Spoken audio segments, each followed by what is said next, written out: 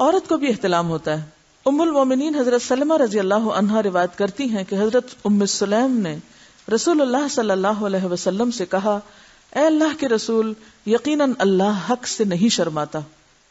یعنی حق بات اور ایک ضروری بات جو ہے اس کو واضح کرنا ضروری ہوتا ہے، اور اس معاملے میں شرم سے کام نہیں لینا چاہیے، کہیں ایسا نہ ہو کہ انسان انجانے میں غلط کام کرتا رہے. تو یہ کہہ کر انہوں نے مسئلہ پوچھا، کیا عورت پر غسل ہے جبکہ اس کو احتلام ہو؟ آپ نے فرمایا ہاں، لیکن جب پانی کا نشان دیکھے یعنی منی دیکھے. اس پر حضرت ام سلمہ نے شرم سے منہ چھپا لیا اور عرض کیا، اے اللہ کے رسول، کیا عورت کو بھی احتلام ہوتا ہے؟ آپ نے فرمایا ہاں ہوتا ہے، تیرا داہنا ہاتھ خاک آلود ہو.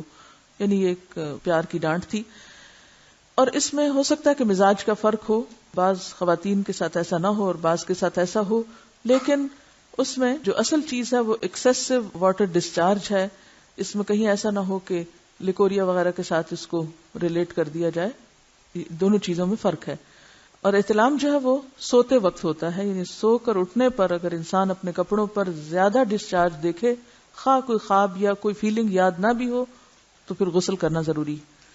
معلوم ہوا کہ عورت یا مرد نیند سے اٹھ کر اگر تری یعنی نشان منی دیکھیں تو یہ احتلام کی علامت ہے، لہٰذا ان پر غسل کرنا فرض ہو جاتا ہے. اور اگر احتلام کی کیفیت انہیں یاد ہو لیکن نشان نہ پائیں، یعنی خواب یاد ہے لیکن کوئی سامنے علامت نہیں، تو غسل فرض نہیں ہوگا.